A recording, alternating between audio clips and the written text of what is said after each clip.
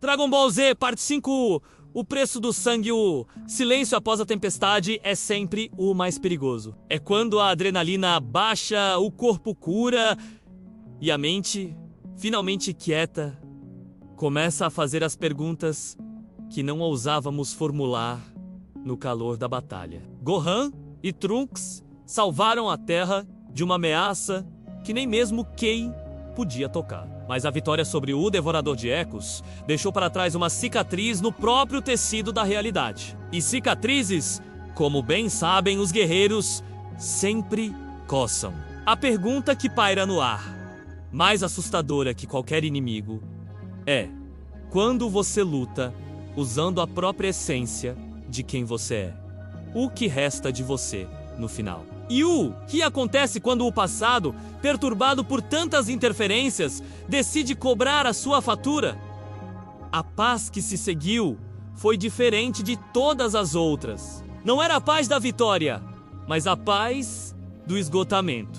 Gohan parecia mais velho. Seus olhos agora carregavam a profundidade de alguém que havia visto a própria alma ser rasgada e costurada novamente. Trunks, por sua vez, vigiava o horizonte não apenas por novos perigos, mas por falhas no próprio ar, por distorções na luz. E ele estava certo em se preocupar. A primeira rachadura apareceu no céu. Não era uma nuvem, nem um meteoro. Era como se o próprio firmamento estivesse sofrendo de um vidro quebrado. Uma linha fina e reluzente da qual emanava uma energia ancestral e familiar, um QI que Trunks só conhecia das histórias de sua mãe e que Gohan sentira brevemente há uma vida atrás. Era o QI de Vegeta, mas não o Vegeta que Trunks conheceu. Era algo mais puro, mais selvagem, mais antigo. A linha no céu não era um portal, era um sintoma. O universo estava sangrando através de uma ferida causada pelo confronto contra o Devorador. E o que estava vazando era um eco de uma linha do tempo que nunca deveria ter sido tocada. O incidente incitante foi uma visita inesperada e silenciosa. Naquela noite, enquanto Gohan e Trunks meditavam, uma figura materializou-se no jardim do santuário. Ela não chegou num raio de luz ou numa explosão de energia. Simplesmente estava lá. Era um Saiyajin, vestindo uma armadura tribal remendada com peles de criaturas desconhecidas. Seu cabelo era tão espesso quanto o de Vegeta, mas seus olhos amarelos brilhavam com uma inteligência primal. Ele não desembainhou uma arma, apenas cruzou os braços e olhou para Trunks com uma expressão de profunda decepção. "Você", disse o estranho. Sua voz era um rosnado baixo que parecia vir da terra. "Você, da linhagem de sangue real. Você e seu companheiro brincaram com fogo que não entendem." O equilíbrio foi quebrado. O ciclo foi perturbado. Gohan pulou em posição de luta, mas o estranho nem sequer pestanejou. "Eu não vim lutar. Vim avisar." O primeiro herdeiro acordou. E ele vem para cobrar a dívida de sangue que seu pai evitou. A ascensão do drama se desenrolou como um quebra-cabeça cósmico. O estranho se apresentou como Bor, o último vigia do ciclo Saiyajin. Uma entidade ancestral encarregada de garantir que a história da raça fluísse conforme o destino traçado. Um destino de conquista, poder e, finalmente, autodestruição. Ele explicou que as viagens no tempo de Trunks, combinadas com as recentes rupturas dimensionais, foram como golpes de martelo em um vidro fino. E o ruído acordou. O primeiro herdeiro. O primeiro Saiyajin puro a alcançar um estado de poder lendário. Um ser que havia sido selado há eras por tentar destruir o próprio planeta Vegeta em sua sede de poder. Agora, livre de seu confinamento temporal, ele vinha até a Terra, não por ódio à humanidade, mas porque sentiu o sangue de dois dos mais puros. Saiyajins remanescentes, o sangue real de Vegeta em Trunks e o sangue híbrido infuso do poder humano em Gohan. Para o primeiro herdeiro, eles eram aberrações que precisavam ser purificadas.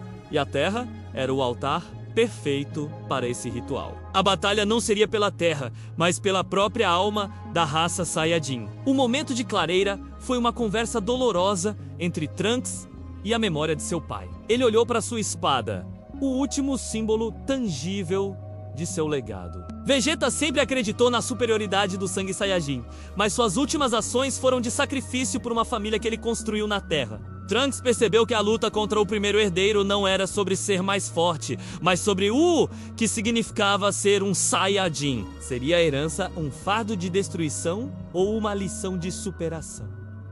Gohan, ao seu lado, chegou à mesma conclusão. Sua força nunca veio da pureza do sangue Saiyajin, mas da fusão desse poder com seu coração humano. Eles estavam prestes a lutar pela legitimidade de sua própria existência. O clímax ocorreu quando o céu se partiu de vez. O primeiro herdeiro desceu, não como um guerreiro, mas como uma força da natureza. Ele era colossal.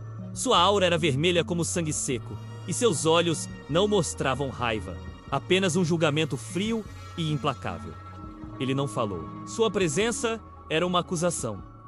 A batalha foi a mais desigual de todas. Cada golpe de Trunks e Gohan era absorvido, sua energia drenada e usada para alimentar o próprio herdeiro. Eles estavam lutando não contra um inimigo, mas contra um arquétipo, contra o destino original de sua raça, e estavam perdendo. Foi quando Trunks, acuado, fez algo que nenhum Saiyajin puro faria. Ele baixou sua guarda e se virou para Gohan.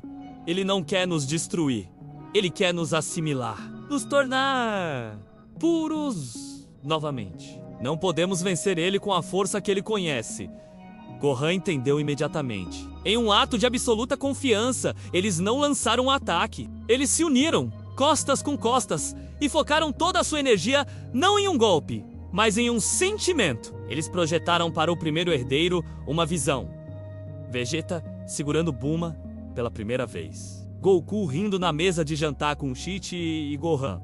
O orgulho não da conquista, mas da proteção. O amor não pela destruição, mas pela construção. O primeiro herdeiro parou. A aura vermelha vacilou. Aquelas emoções eram um vírus para sua lógica predatória. Ele rugiu, não de raiva, mas de confusão. A pureza que ele buscava era uma prisão, e a aberração que Trunks e Gohan representavam era, na verdade, a evolução. A luta interna do herdeiro criou uma fissura em sua forma. Bor, o vigia, observou com espanto. O ciclo estava sendo quebrado, não pela força, mas pela escolha. Com o último rugido de agonia existencial, o primeiro herdeiro não foi destruído. Ele se dissipou, incapaz de processar um conceito que sua programação ancestral não entendia: o perdão e o amor incondicional.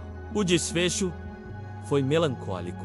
Bor aproximou-se deles, sua postura agora respeitosa. O ciclo está quebrado. O destino da raça Saiyajin agora é o que vocês fizerem dele. A dívida está paga. E ele desapareceu. A vitória foi amarga. Eles haviam salvado a Terra mais uma vez, mas o preço foi carregar o peso de serem os únicos arquitetos do futuro de toda uma raça. Eles não eram mais apenas protetores da Terra. Eram os últimos faróis de um povo, cujo legado eles haviam redimido e reinventado. A reflexão final é sobre o peso da herança. Esta história nos pergunta: o que você faz com o legado que recebeu? Você o carrega como um fardo ou o usa como um alicerce para construir algo novo? Trunks e Gohan escolheram a segunda opção, e no processo reescreveram o destino não apenas deles, mas de todos que vieram antes e que virão depois. O fim está próximo. A última peça do Quebra-Cabeça espera. Na parte final e épica, todas as linhas do tempo convergirão para um confronto final que não definirá apenas o futuro, mas o significado de todo o sacrifício já feito. Se você está pronto para o finale, comente sangue e espírito. A jornada está chegando ao fim. Inscreva-se e ative o sininho para não perder o desfecho desta saga que vai direto ao coração da luta entre destino e livre-arbítrio.